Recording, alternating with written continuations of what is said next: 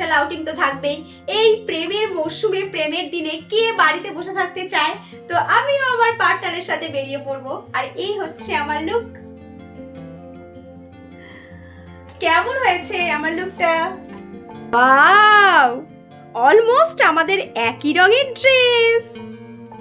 চলো আমরা বেরিয়ে পড়ি। আমরা রেডি। ওয়াও, টাটা দিয়ে দাও, টাটা।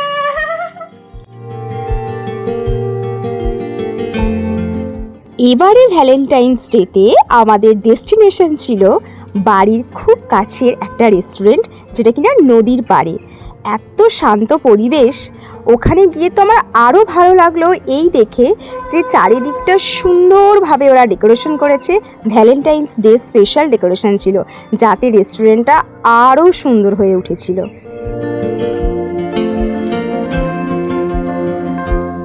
ওখানে গিয়ে আমরা একটা মিনি সেলিব্রেশন করেছিলাম।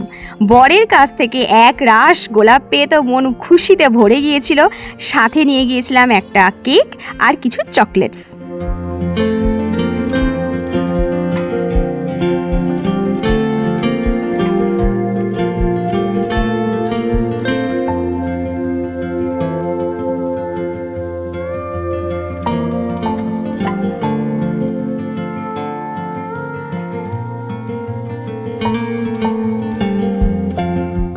আমাদের ভ্যালেন্টাইন্স ডে সেলিব্রেশনে ফুটলোও কিন্তু দারুণ মজা করেছিল।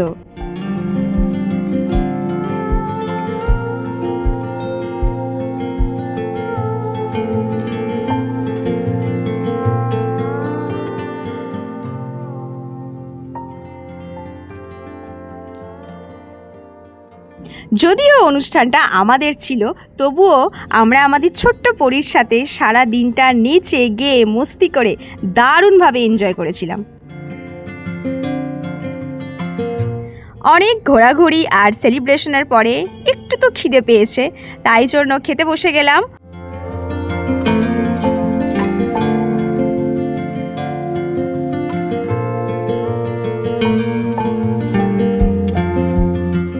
স্টার্টারে ছিল আমাদের চিকেন রেশমি কাবাব, খুব টেস্টি ছিল। আর তারপরে ছিল চেনা পরিচিত মেন কোর্স চিলি চিকেন আর মিক্সড ফ্রাইড রাইস।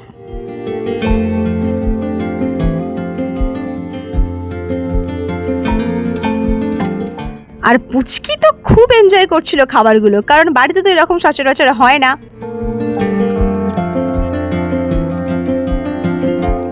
আর ডেজার্টে চুজ করেছিলাম কিছু সফট ড্রিঙ্কস, তার মধ্যে ছিল ব্লু লাগুন আর ভার্জিন মজিতো। ব্লু লাগুন তো আমার ড্রেসের ম্যাচে ছিল। ওয়াও, দারুণ।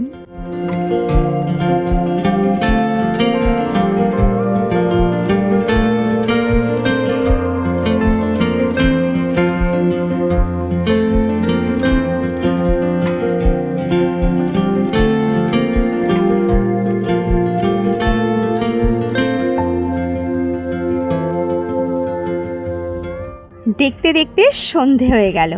চারিদিকটা আলোয় ঝলমল করছিল সেই দিন, আর সাথে ছিল শান্ত নিরিবিলি একটা পরিবেশ আর সুন্দর হাওয়া দিচ্ছিল। সবাই মিলে আমরা বেশ এনজয় করছিলাম ইভিনিংটা। এবার তো বাড়ি ফেরার পালা। আর এই ছিল এবারে আমাদের ভ্যালেন্টাইন্স ডে স্টোরি। তো কেমন লাগলো অবশ্যই জানাবেন। ভালো থাকবেন, সুস্থ থাকবেন। দেখা হচ্ছে নেক্সট ভিডিওয়ে। টাটা।